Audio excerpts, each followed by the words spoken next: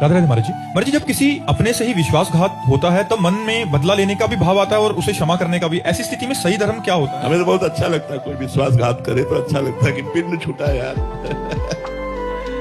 हम फंसे थे कि ये मेरा है, हम जी जान से चाहते थे कि ये मेरा है, इसने अपना असली रूप दिखा दिया। नमस्कार न राग न द्वेष, चल समझ गया।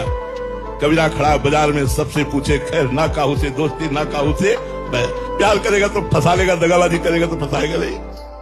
दगाबाजी करेगा हमारे साथ तो हमारा मन फंसेगा नहीं। अगर हमसे प्यार किया तो हम फंस सकते हैं। तो संसार में अगर कोई दगाबाजी करे तो उसे धन्यवाद देना चाहिए कि भैया बहुत जल्दी आपने अपना स्वरूप प्रकाशित कर दिया, इसलिए राधे राधे। आप अपने मार्ग में जाओ, हम अपने मार्ग में जाते हैं भगवान की तरफ। और जो विश्वासघात करता है, दगाबाजी करता है, वो दुख भोगता है और आपको भगवान सुख प्रदान करेंगे। ना उससे बैर करो, ना बदला करो, भगवान की कृपा बनाओ कि इसकी असलियत खुल गई। जिसको मैं अपना मानता था या मानती थी वो ऐसा निकला बहुत